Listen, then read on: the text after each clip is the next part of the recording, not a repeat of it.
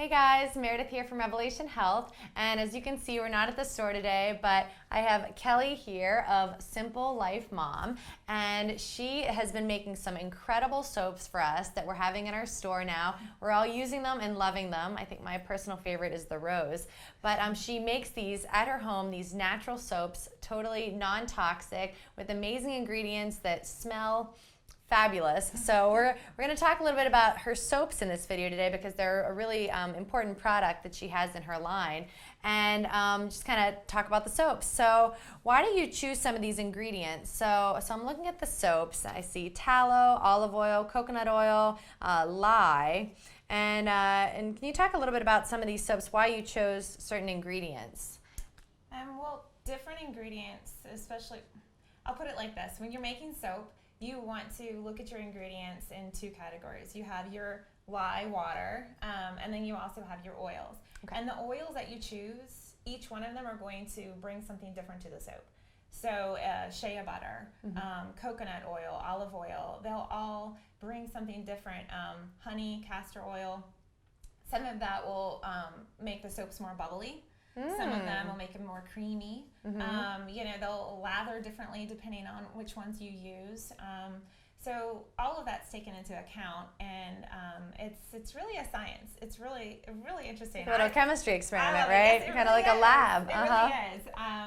And the lye on the one side of it, a lot of people will say, I don't want to use lye. It's a dangerous chemical. It's been used in soap making for a long time, right? Yes. The lye. Well, you know what? My grandmother was telling me a story a couple weeks ago, actually. She was saying that when her mother, which would be my great-grandmother, when they were growing up, that she would make potash, which is potassium hydroxide, which is another form of lye. They would use that from the ashes from their fire. And what that does, it's a weaker lye, and it's an acid, just as the sodium hydroxide, the lye that I use for these is. But it'll make a softer soap. And so they would have a tin can, and it would be, because it's softer, they'd kind of scoop out a little bit to wash dishes or clothes or whatever. So that's one form. And then the sodium hydroxide that I use, the only way to describe it, it's more like if you would take salt water and saturate it with salt as much as you possibly can, and then you would put an electric geode, like a copper, not geode, sorry. Anyway, you would use an electrode in it and to basically zap it.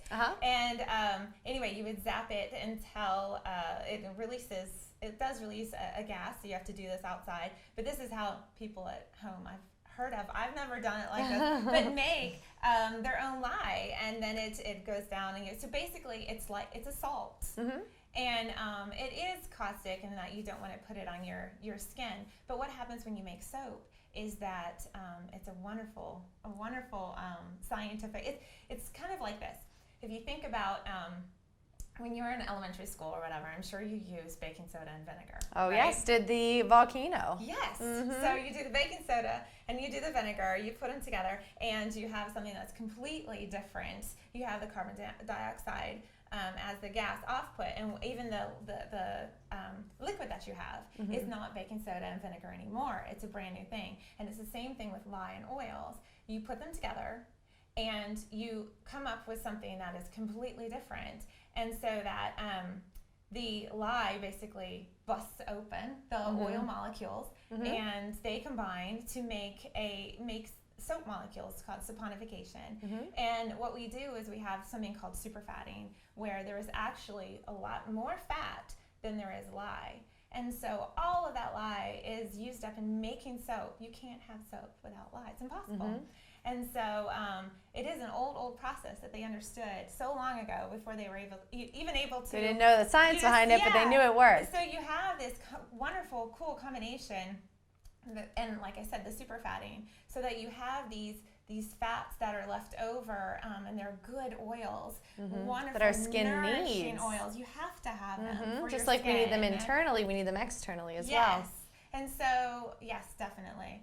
And so, so with these different ones, I have this is a shampoo bar, and this is a little bit higher of super fatting. And what that does is helps to nourish your hair even more. Nice. And You just rub it right on your scalp? yeah, well, you lather just as you would. Oh, okay. And then yeah, you in your just hands, rub it on and there. then you rub, Okay. and these get very, very bubbly. So you'll have nice bubbles to rub into your hair. And it's Awesome. very easy. So, and I Love make that. Great for travel, too. Yes. Yeah. And so I use that. I use the different essential oils in them also because the different essential oils are going to bring different qualities to your skin, to your hair. And the aromatherapy benefit as well, because they Definitely. smell amazing. Love Yep. that. And of course, like I have things like the acne charcoal because even with the charcoal, it does a wonderful at pulling impurities out of your skin.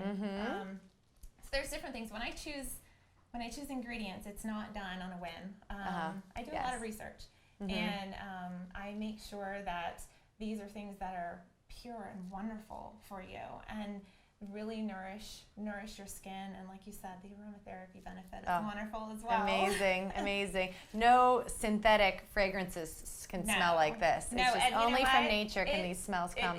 That's a pet peeve of mine. It drives me crazy when someone goes to all the trouble to make a soap and then they'll add the fragrance, not just the fake fragrances, but then also the coloring and the other stuff that they add to it, and it's kind of like you ruined it. And it's from nature. It's what we've been provided. Yes, yeah. if you see different colors and things in mine, it's all just from different, a lot of different clays and different herbs, different things. I mean, I use cocoa powder in this one to give it the cocoa swirl. Cocoa mint. So, yeah. Beautiful. Smells Wow. like You just want to eat it. Tea, I know. Yeah, like a peppermint patty. So yeah, but Wow. always natural, and I even the oils, like we mentioned at the beginning, they're always just the oils that will definitely be benefiting your skin the most. Yeah. Well, they're a beautiful line, and I know made with a lot of love and intention. So we're so excited to have these soaps in the store, and you got to just get one of these, smell them for yourself. Truly some of the best handmade and homemade soaps with love that you can get out there. So thanks, Kelly, for making these for us, and thanks for watching, everyone.